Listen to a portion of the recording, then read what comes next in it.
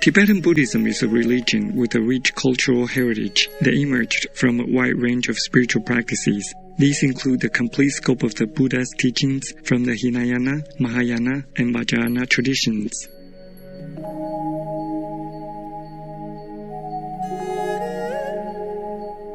Different schools belonging to Tibetan Buddhism today include the Nyingma, founded by Padmasambhava, Kagyu, founded by Tilopa, Sakya, founded by Kuncho Gyalpo and his son, Sachen Kunga Nyampo, and Gelug, founded by Zongapa Losam Drogpa.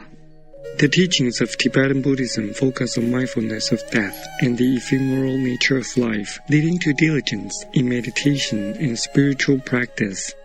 Mandalas, prayer flags, and Sangha paintings are visual reminders for practitioners on the path.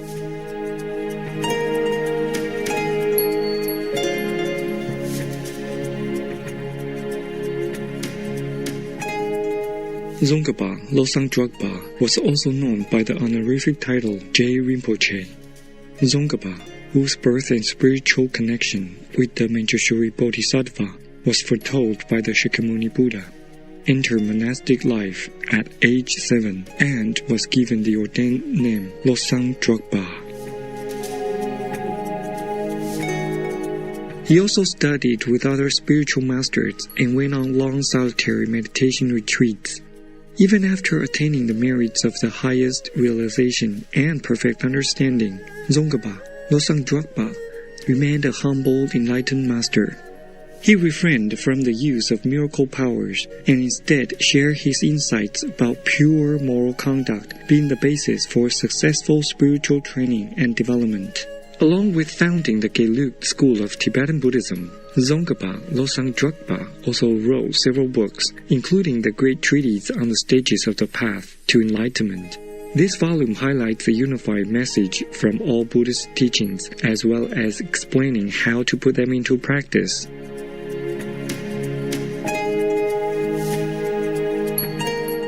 Now we are going to present selections from Chapter 3 of the Great Treatise on the Stages of the Path to Enlightenment, how to listen to and explain the teachings. How to listen to a teaching in which both the teaching and its author are great. 1. Contemplating the benefits of hearing the teaching. The verses about hearing in the collection of indicated verses says, through hearing, phenomena are understood. Through hearing, wrongdoing is overcome. Through hearing, what is meaningless is eliminated. Through hearing, nirvana is attained.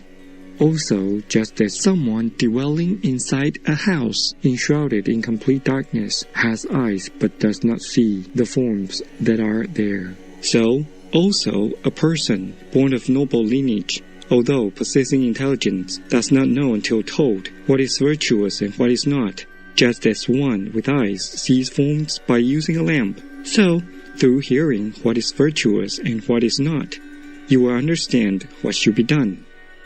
Also, the Garland of Birth story says, through hearing you become faithful, and your delight in virtue becomes steadfast. Wisdom arises, and delusion will vanish. This is worth buying, even with your flesh. Hearing is a lamp that dispels the darkness of delusion, a supreme wealth that cannot be carried off by thieves, a weapon that vanquishes the foe of confusion. It is the best of friends, revealing personal instructions, the techniques of method.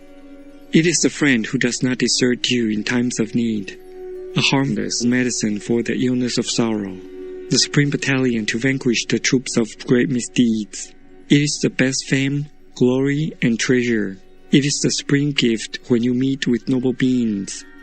Among an assemblage, it delights the wise. Also, the result of hearing is to engage in substantive practice. You will be released with little difficulty from the fortress of rebirth. Develop enthusiasm from the depths of your heart with regard to these benefits of hearing. Moreover, Asanga's Bodhisattva levels says that you should listen with 5 ideas in mind, that is, with the idea of a jewel, due to the fact that the teachings are rare because Buddhas seldom appear, nor do their teachings.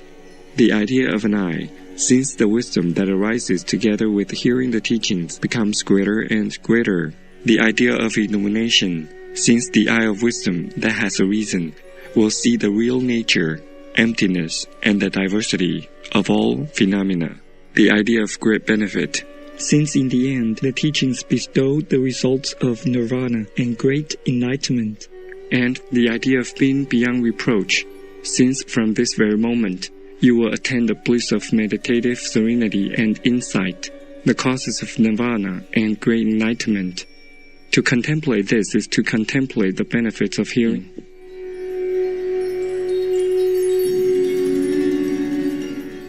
Two, developing reverence for the teaching and the instructor. The Sutra of Ksitigarbha says, "Listen to the teachings with one-pointed faith and respect. Do not censure or deride the speaker. Honor your instructors. Develop the idea that they are like a Buddha. Thus, as this says, view the instructor as being like a Buddha. Eliminate disrespect. Honor him or her with homage and goods by offering a lion, throne, and the like. Also, it is as is said in the Garland of Birth stories. Stay on a low seat. Show the glory of discipline. Look with an eye of delight. Show respect and one-pointed obeisance, as if drinking a nectar of words. Show reverence and listen to the teaching with clear delight and a mind undefiled, like a patient listening to the words of a doctor." 3. How you actually listen. Abandoning the three faults of a vessel. A vessel might have the following three faults: being upside down, or, though held right side up, being dirty, or, though clean, having a leaky bottom.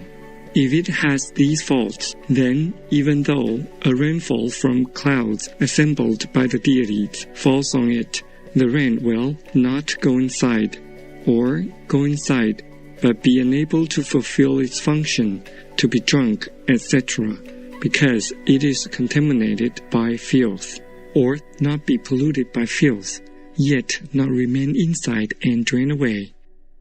Similarly, even though you're staying in a place where the teachings are being explained, there is no great purpose in your hearing the teachings. If you do not pay attention, or, though paying attention, misunderstand what is heard, or listen with a bad motivation, such as attachment, or, though lacking these faults, do not solidify the words and meanings taken in at the time of hearing, but let them fade due to forgetting them and so forth. Therefore, free yourself from all of these faults. The remedies for these three faults are indicated in the sutras in three phases. Listen well, thoroughly, and hold it in mind. Moreover, as the Bodhisattva level sets forth, listen while wanting to understand everything, staying one-pointed, attentive, with your mind focused, and reflecting with complete composure. Rely on the 6 ideas. Think of yourself as a sick person. Sandidevats, engaging in the Bodhisattva deeds, says, "Since you must follow a doctor's advice, even when stricken by ordinary illness, what need is there to mention those who are constantly stricken with the illness of so many faults, attachment, and the like? Stricken with the virulent and chronic disease of the 3 mental poisons, attachment, hostility, and ignorance. We are extremely sick, but we are completely unaware that we are ill."